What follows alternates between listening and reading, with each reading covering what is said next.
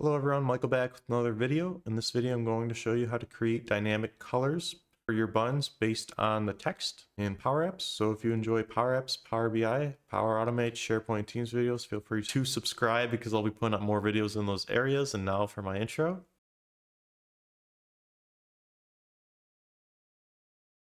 Alright, so in this video we're going to make our Power App buttons dynamic based on colors. So it's going to look somewhat similar to our SharePoint list. So all of these equipment types all have different colors and it's easy to identify. If I was just looking at this list, what's laptop, monitor, and everything, because they have colors associated with them. So I'm going to bring that over into my Power App to make our gallery look a lot more presentable to the user. So right now I just created headers for my Power App. So I'm going to have the headers and I'm going to have the gallery of the SharePoint list data right below it.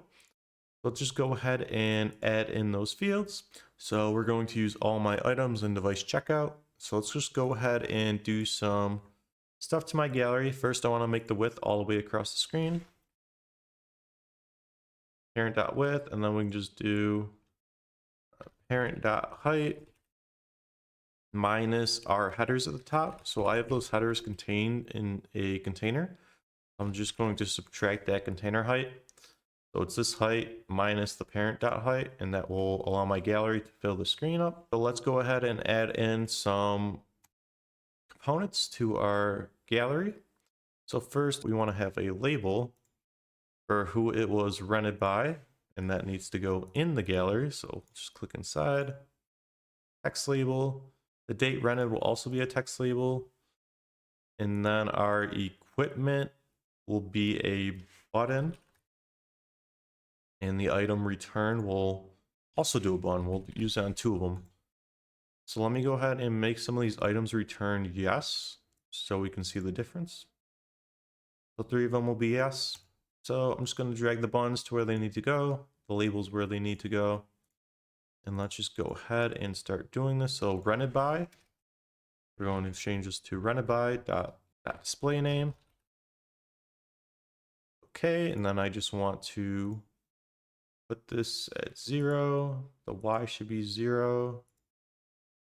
And the width should be the header width. So header 1.width. And let's just make the height the template height of our gallery. So gallery 1.template height. And just go ahead and center it. So we have Michael running out everything. Okay, so that is all set. So let's go ahead and do the date rented next. So date rented. There's a change in Power App. Every time I type, I get 2 single quotes now. Don't like that change, but nothing I can do. So let's just go ahead and align this up with my header right here.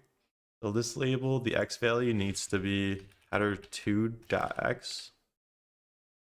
So that is where our header starts. And then we just want to make the width header2.width. And go ahead and set the Y property to 0. And then the height, we want to set it to gallery 1.template height. Okay, let's go ahead and center that. All right, now, so for our buttons, let's just go ahead and do these. So let's just go ahead and change the text on these to what we want to have it. So this will be this item dot the equipment, because that is my choice field we are working with, dot value. So that will get the value of all the equipment. As you can see, it's hard to tell the difference between the equipment if I'm just looking at this. So adding color to each individual one will make it look a lot more pretty and presentable.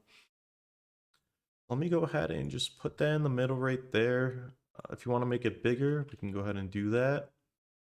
But we'll just do like 250. Okay, so let's go ahead and start doing the dynamic fills. So I will be utilizing the fill property right here. So we can go ahead and comment this previous RGBA out because we're not using it. We're actually going to use a switch statement. If you don't know what a switch statement is, it checks the value. So this will be this item dot Actually, you can just do self.text. This is going to look at the text within the button. So if this text equals laptop, we want it to output a color. And I'm going to be using different colors from the color formula.